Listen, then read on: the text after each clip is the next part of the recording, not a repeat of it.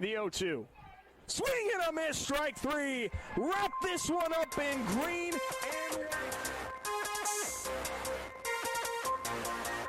Hello, RailCats fans, and welcome back to the off-season edition of the RailCats Talk podcast. I'm your host, Kyle Savedich, and I know it's been probably really close to a month since I've really done anything for the RailCats.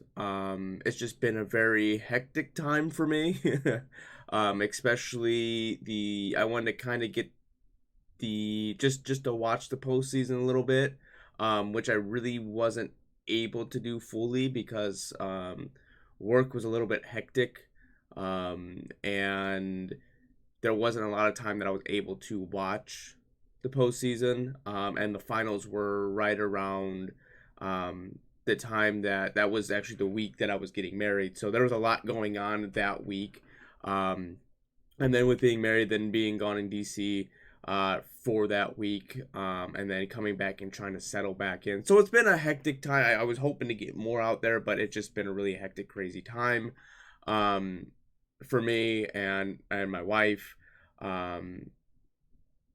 We've been talking. I should probably lay this out anyways, just to be on the safe side, so I don't blindside anyone that have been following and have been watching the RailCats, which I have appreciated all year, especially supporting me and doing this kind of stuff.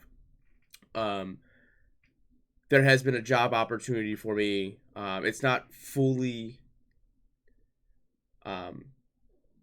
it's has been offered but unofficially offered. It's just a possibility, and this possibility would take me to South Bend. So I really wouldn't have an opportunity to go to a lot more RailCats games like I was hoping to in the year coming up, because me and my wife were actually going to buy family passes. So I was going to be mostly at a lot of the games this coming year in 2023. But right now that's kind of put on hold until we figure out what's going on in that aspect of it. With me living so far from South Bend, we would have to pick up where we live and move that way. So getting out to games may be a little bit tricky, but that doesn't mean that I still wouldn't be doing this. All right, that's not this. I'm not just cutting it off and saying, all right, this is over. This is the last that I'm going to be able to do it. That's not how the case is going to be. I will still do the podcast. I will still watch the games. If I get out to games, I get out to games. It's just going to be more of a planned trip than it is just a spur of the moment kind of deal. So that portion's not going away. My plans for the off season, that's not going away. It just may not be as consistent as I would have liked. So that's just a heads up. I don't want to sideline anyone. But one big thing that I really want to talk about, this was actually before I started recording this. I woke up, went on my run, came back, and I got an email from the hospitality manager from the RailCats asking about the experience and blah blah this and that. And it's just kind of weird that you get a, hey Kyle, or I've seen you've gone to multiple games this year, we want to hear about your experience. It's not like a cookie cutter format that you would get from like an MLB team or professional team, like, hey, here's information, and it feels like it's almost at a personal level. And I get it that you want it to be at a personal level, because that's how you get people to go to games. You're not like, it's not like you're selling out every year and where you can do a cookie cutter and then it is what it is, because you'll know people will come. But that's not to say that even if they weren't selling out, that they wouldn't do the same thing. I like it at that level of kind of personality, being personal with someone. I don't know if I'll hear back from them. I'll hear back, but who knows? It just may just be here's the information, nothing along the line. I mean, I get it. Other people, they have jobs to do, but it's just nice to see that it's at that level, and you kind of get that personal connection, like you're talking to someone that's representing the Railcats, and they're going to take what you said into consideration. So if you are getting emails, I would definitely kind of email back, get the experience that you know, because realistically they're here to help the fans experience the game better. That may not be so much the product on the field, but just the amenities, the environment, that kind of stuff. What you like, what you don't like. I mean, that stuff's going to be taken into consideration, and they're going to make it best for you coming out to the ballpark and your families if you bring them, whatever the case may be. But I digress from there. So let's go ahead and get into a little bit of the off season here. Um, as far as when we look at the standings here, um, the Railcats didn't finish last this year. They actually finished 8 games above the Doghounds, but that put them uh, in 5th place in the East Division. For a while there, the Railcats looked like they may have something going for them, but in this league, just watching the raw talent of the teams that, you know, really, really put it together, it was hard. I mean, you know, good job for Fargo. They deserved it. It was kind of weird seeing them go through who they went through. Milwaukee for making it that far. I think realistically now thinking about it, when looking through, I mean, I know that the Cougars kind of had a little bit of hot streak, but the Milkmen were probably the East Division. I mean, they struggled a little bit against the Railcats, but the Dogs just weren't the Dogs. Um, and the Milkmen just kind of knew what they were going to be able to do, and at least advance that far and make it a good time, make it a good experience for that portion of it. But yeah, just kind of seeing here the Railcats a little bit, breaking down their month by month. Well, they ended at a 42-58 record. But just looking at the month breakdown, in the month of May they went 6 of 12. The only month they won was June. They went 14-12. July they went 7-18. Actually, I take that back. They won September too, but there was only like 5 games, so they won 3-2. But then August they went 12-14. I think realistically, if they had a better July, they would have been in the postseason. I think their July just kind of hit them at the wrong time, because that was actually in June. They were coming off. Once I get into, let me go back to that. It was the 260th game, I believe it was. Yes, where actually a little bit higher than that. Where they went on a 6-game losing streak. So the 6-game losing streak was the highest that they had all year, and they basically did that back to back, because what happened was they lost to Chicago. They got swept by Chicago. They got swept by Kansas City. Then they beat the Doghounds, and they went 2-3. Or then they lost the next 2 to Doghounds. Then got swept by Chicago again, and then won the first game.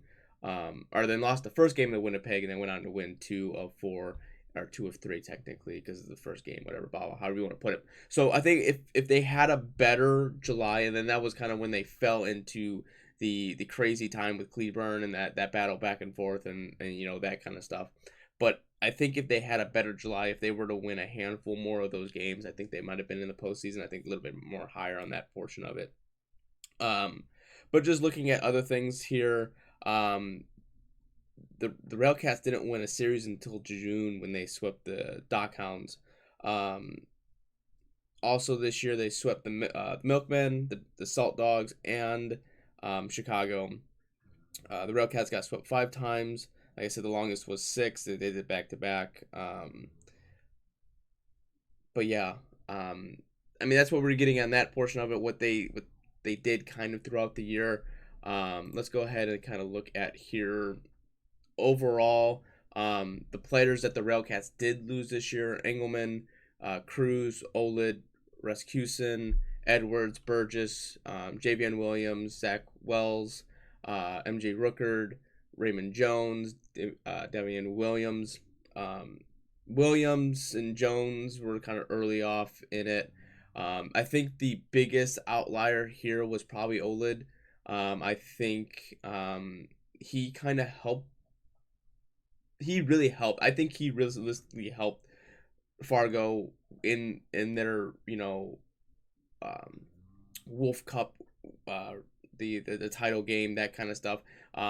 Even throughout the playoffs, I mean, he was present. So it was kind of hard to see the Railcats get rid of him for a reason I'm not 100% positive.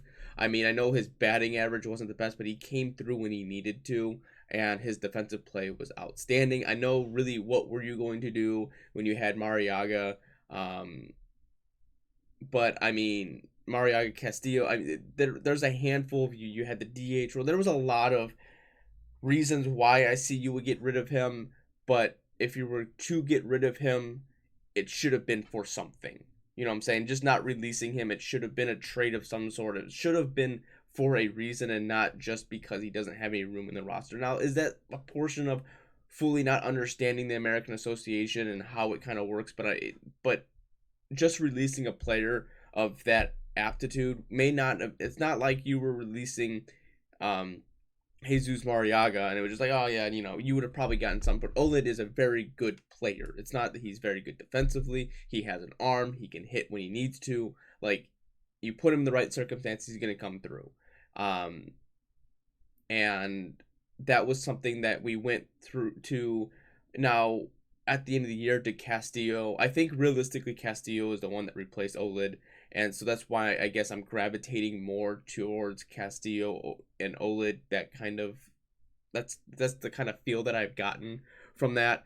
And did Castillo have really good little bit of the end of the year? Yeah, he is the number one ranking in the batting average at 318, and he does have very good ability to hit the ball. I mean, in 47 games, he hit 7 home runs. Which is something the Railcats wanted to see, and that's what they got. But defensively, it was so hard to watch anyone else besides Mariaga in the outfield because they were just god awful. Sometimes they were just god. I what was it, Madden that had a ball line drive to him and it just fell out of his glove, like, and Castillo had a handful of those. The arm wasn't there. Um, you know, and then you had Scatlin, who played a lot of the third base, and Walraven DH, but Scatlin really didn't have an arm, so it was kind of, some of the places were a little odd to see going on. I really enjoyed watching Abbott play it there towards the end of the year when he broke. So kind of going off of this is what I was confused by a little bit here. When they with them doing their breaking of the records, at the beginning of the year when he broke, what was it, when he got past the 12 mark and the 13, that was an American Association record. It wasn't the franchise record. So when he beat the 18, I was kind of confused by that. There was a lot of like, what the heck's going on kind of deal. So, but he is officially the sole holder of the single season home run record, for the Railcats, hitting 20, which, I mean, realistically, you play 100 games, you hit a home run 20% of the time. I guess that's not too terribly bad. You know what I'm saying? You go 1 out of 5, you hit a home run. And I guess that's batting average. At least every 5th game, you're going to hit a home run, sort of deal. But I think he really came through. Like I said, Castillo came through at the end there. Woodworth consistent all year. Mariaga was consistent all year. Walraven had a little bit of ups and downs there, a little bit, but he was overall pretty consistent. Really, after the All-Star game, Lingua kind of slowed down a little bit, but good for him for winning Defensive Rookie of the Year position, rookie. However, that works out with how they classify rookie and not, but good job on him on that portion of it. He's well deserved. Even though his errors were something of a disaster. um, he had 13 errors, and that's rough. And actually, looking back here, Mariaga actually had more errors than Castillo, but a lot of those errors, though there was one error in Mariaga that was kind of like it shouldn't have been an error, maybe some throwing errors here and there, but some of it was a kind of I don't really understand. Um, I mean, even Madden, he had 2 and he only played 14 games. Like, the defensive position out there wasn't really the best. And I guess Castillo really didn't have the speed. That was a lot of the issue, and other stuff. There was, there's sometimes outfielders don't get the errors when they should, and they do get errors when they shouldn't, kind of deal, on that aspect of it.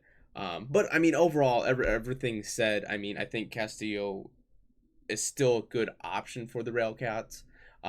That's not what I'm saying. I don't, really thinking and cultivating over the offseason and thinking about it, letting the fan emotion kind of subside, and really just looking at it from perspective and looking at the stats at the end of the year, and realizing where you're at, on everything, having a higher batting average, having 37 RBIs, having 7 home runs, that kind of stuff really puts things in a little bit of perspective of the offensive portion of it. And I think maybe next year, maybe you put Abbott at first, you make Castillo more of a DH role, and then you kind of fill out from there. Because I mean, outside of that, Abbott ended up really being the first baseman, after really after Burgess was released, and they brought in Sherman Graves, who I thought he played for 16 games. He had a 255 batting average, 2 home runs, 14 RBIs. I think when stepping into the role, I think he did a halfway decent job. And that, maybe that's something they can fluctuate with or play or whatever, however they're going to work that out. But I'm pretty sure it's Wall Ravens last year, being able to talk to him, on the field, kind of getting, his reaction, him, that I would say I'm 100% positive that he's not coming back, just because I was able to talk to him. I guess I didn't get to that. I don't think I've had a podcast after that point to really talk about it, or maybe I did. I think I did. I don't remember. I'm pretty sure I did. But anyways, just talking to him, saying that he's going to go back to Connecticut and become a teacher. It's just getting to that portion where the dream of playing, it's not saying that he might not play summer league baseball somewhere over there. There's leagues over there that he could probably get a part of. It could be just an adult league, a beer league kind of deal. It's not saying that he wouldn't still be involved in the sport, or anything like that, or he may go coach, that kind of stuff. But for Wall Raven to really be a part of the RailCats for the last 4-ish years, and be a fan favorite, and being able to stick through, and really having a love for the game and the love for the city of Gary. I almost said Chicago. It's just something that you always hear. Anyways, it's sad to see him go. I'll interested to see what they're going to do in the offseason to replace, a DH role or third baseman role, that kind of deal. I mean, everyone's future, realistically, this is why it's so weird covering the American Association and really diving in depth, because really no one has a place, if that makes sense. As far as they can release you any minute, you could be a consistent guy all the way through the year, play every game, and then 2 games after the All-Star break, they release you for a reason you don't know. You could be struggling all year, and they keeping you for a reason, not 100% positive, that kind of stuff. Proving yourself but being overlooked. There's a lot that goes into it, and I think a lot of that's based on the coaching staff and what they want. And I think Lamar Rogers has put in place what he wants. Okay, uh, basic basically on a batting role here, he is expecting his offense to be able to overcome the mistakes that the defense is going to make. He's expecting an error to lead to, okay, they may score a run or two, but I know our offense is willing and able to look past that and beat that. And that's fine. But a lot of the times this year with the Railcats, when you really looked at it, when you look at the errors, they are the reasons that they lost games. Or the pitching. I'll get into a little bit of the pitching here in a second.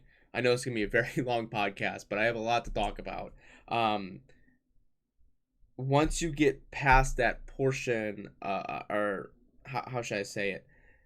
There was a lot of mistakes that the offense couldn't overcome, and I think that's you have to find a nice counterbalance to that.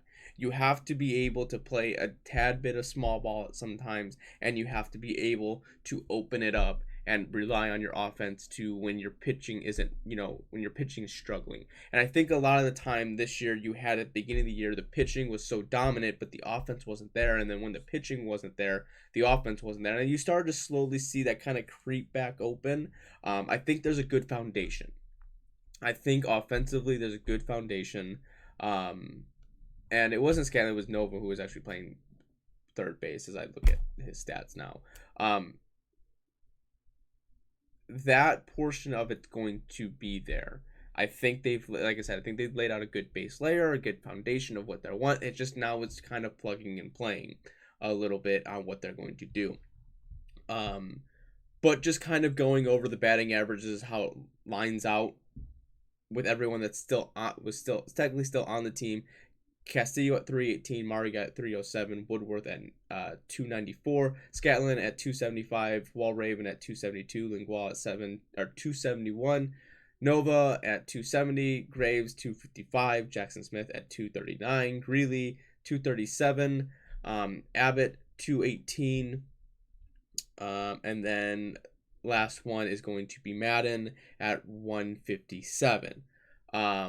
Kind of getting at the catching role right here. I like the move with Greeley and Smith. I like both of them. I think they both have a really good arm. I think Greeley has maybe a tad bit more on the defensive side, just a tiny bit. Smith did have 8 errors, which was one behind Cruz at the time. So a lot of times that's like throwing errors and stuff like that. But I think he threw out a handful more runners. I think he's just a little bit quicker on that aspect. But I both enjoy watching them play. And I've enjoyed everyone play. There's a couple that I'm kind of like, it's kind of iffy on what we're gonna do, as far as that. But I've enjoyed every player that has been with the Railcats. I mean, I know Castillo kind of made that one comment that kind of rubbed me the wrong way. About real fans, that kind of stuff, but that's here nor there. But then going into pitching here, it's interesting. I think Leaf Strom is still hurt, or he didn't play anymore after he was his contract was purchased from the Yankees. But kind of just looking at it, and I see here that Augie Voigt isn't on the Railcats roster anymore, so they might have released him. I just missed it because I'm pretty sure he finished out the year with the Railcats. I think realistically, the big thing with the pitching staff was one, Trevor Lubking wasn't able to, he was a top 25 player, and he was only to pitch, almost 3 innings, but then he got hurt and he was out for the rest of the year. I think that hurt the rotation a little bit. Then Leaf Strong being taken from the Railcats, I think that was another, big kind of hit to the Railcats pitching staff. But realistically, I once they lost Carlos Vega as a closer, that's when things kind of really got iffy. They really couldn't find that shutdown guy. Was the real big issue. I think they were hoping for a handful here and there. I think Medea was one for a little bit. Nick Garcia was the one. I know he had that really good game where he struck like 8 batters in a row. Um, but I think they were really hoping a lot from him, and you just didn't get that. He kind of started, he was an all-star, but he started to flutter off. I mean, you had a handful of all-stars on this roster for the pitching staff. Nick Garcia was a part of it. Um, Harrison Francis was a part of it, and then you had Adam Heidenfeller, who I would say, looking at all the starting pitching, I think he was probably going to be your ace once Love King and Strom either went down or went somewhere else. Um, but there just wasn't really anyone that was like, this is what we want. I know Ilio Serrano, he went out with an injury as well. But there was just a couple that were just kind of like iffy, um, and rough throughout the patches. I said Ryan Campbell, he did halfway decent. Medina went halfway decent. Aaron Phillips was a workhorse for the Railcats. There was a lot of expectation from Josh Vincent, but I just don't think he fully filled the cut. I mean, he was a workhorse there for a little bit, but I just don't know if he just had a fallout with the Railcats or he just wasn't working very well, because there was that point where he got picked up by Fargo and then released again. So I'm not sure what's going on then on that aspect of it. I mean, there was a handful. I think the LeBlanc move was a bad one. He only played 5 games and it was kind of rough. I know Robbie Corsell, he was a Railcat prior to coming back to the Railcats. He just didn't look like he had the stuff, and it just didn't look like everything was working for him on that portion of it. So just kind of looking back at it, we'll just kind of look through the innings pitched here. Adam Heidenfelder led the team at 100. And then Nick Garcia led the team in the most hits given up at 112. And I think that's the hard part when you're looking at it, is that he pitched 77 innings and he was a relief pitcher, wasn't really much of a starter. Well, I guess he did start 10 games. So there were 16 games he didn't really start. But I'm just still saying giving up that many is a lot. Most person to give up the most runs is Nick Garcia. Most earned runs is Nick Garcia. Who gave up the most walk was Harrison Francis, which I see it because he did have a time that he did struggle, where he was walking a lot of people, this and that. But I think he's gotten better. He was getting better at that portion of it, because he was almost he would strike out 2 batters, and then he'd walk a batter, strike out a batter, or give up a hit strike. So he was in that realm of he wasn't dominant really in one area. He was dominant in games. There were some games that you wish he had back, but overall I think Harrison Francis had a very good year. He was the strikeout guy. He led the team at 95. The next person under that was Jack Eisenbarger at 88. The most wins was Adam Heidenfelder. Wins, losses, that's not really that big of a deal, but we'll just give up the most losses was Harrison Francis. The most saves was Jack Eisenbarger. So I guess you could put him as the closer. I know that Carlos Vega only had 2, but he only pitched 16 games, so he wasn't really, in that relief role as much, or in that closing role. But I think, he was the guy that was the closer. And then the most doubles given up was by Adam Heidenfelder at 23. Most triples given up was Chris Irwin. Doesn't give home runs, but looking at the ERA here, the lowest ERA for someone, you could put Leaf Strom in there for right now because he was at 175 before he got picked up. But I guess we can look at like 20 and above sort of deal. Maybe from the relief portion of it was Julio Vivas at 327. And then kind of from the starting was Adam Heidenfelder at 450. So that's the range they were kind of sitting at. I mean, realistically, if they're going to sit at the 3 or 4 range, that's a good range to be at. I guess you're more of a dominant picture, that portion of it, for the RailCats. But I just think they need to find that relief help. I think that's what, you had the good starting pitching, but the relief help, they need someone who's going to have ice in their veins and be able to shut down a team. Now, I'm not saying most people that have that ability are already playing in a higher league or in the MLB. But there's going to be someone that can be consistent more times than not.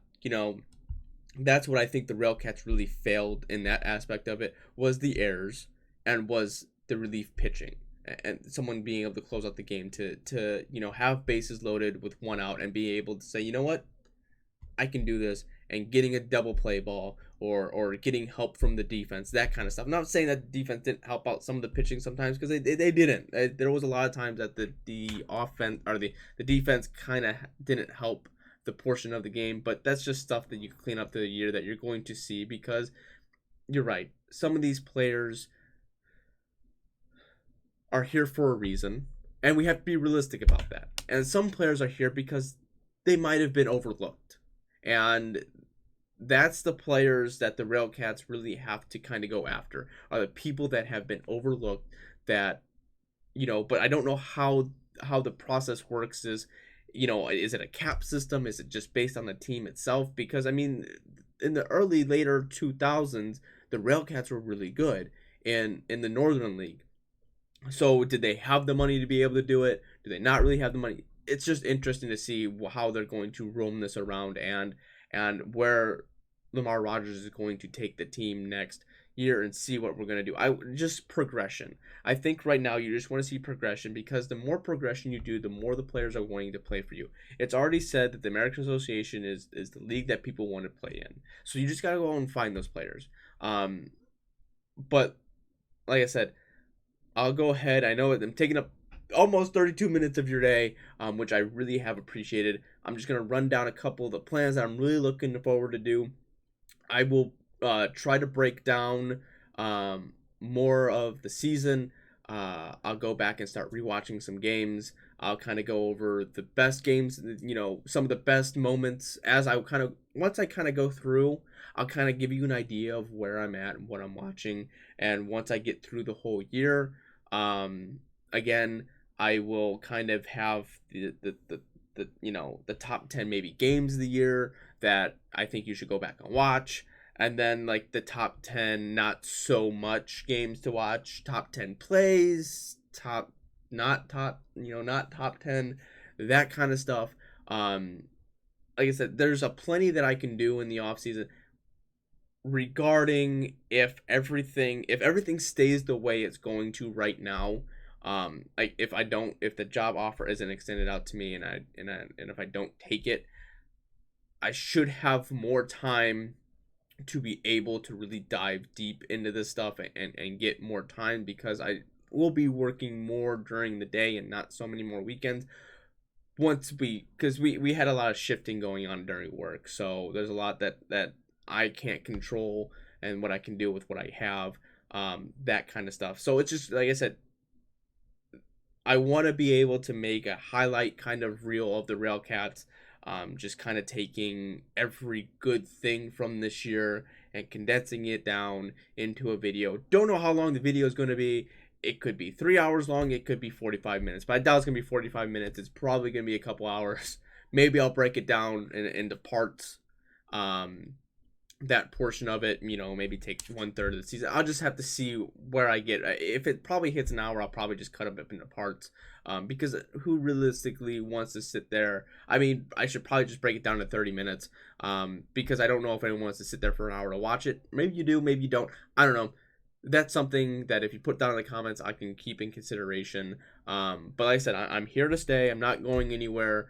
This is something that I enjoy doing. If it means I have to watch it on a TV screen for the rest of my life and go to a handful of games, that's what I gotta do. Or if I'm able to go to games and this and that, going to the games are always fun, but being able to watch the game and write things down and have a better perspective of the game and hearing other people talk about the game and other players, this and that. Sometimes that helps. But I'm hoping, you know, whatever I'm going with, I'm just hoping that this brings more people to RailCats games and more people to watch the American Association, because this is a fun league to be a part of.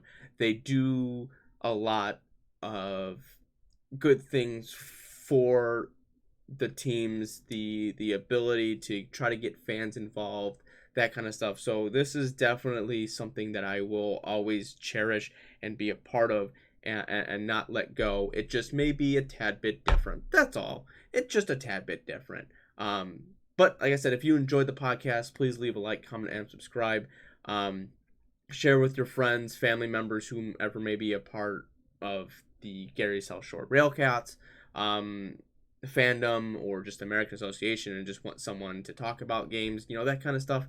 Don't be hesitant to comment. I will try to reach back and get, talk to the fans as well, and that kind of stuff. But like I said, I do apologize for the almost month of me not being able to post anything, just because it's kind of been hectic, and this is a hobby. So like I said, this is a hobby. It's not my job. So when I get time, I will do it, but I will try to keep it on a weekly schedule for you guys, so I'm somewhat relevant and keep baseball alive in your heads for a little bit longer. Like I said, I'm your host, Kyle Savedich, and I hope you enjoy the rest of your day, rest of your evening, whenever you're watching this, and go Cats.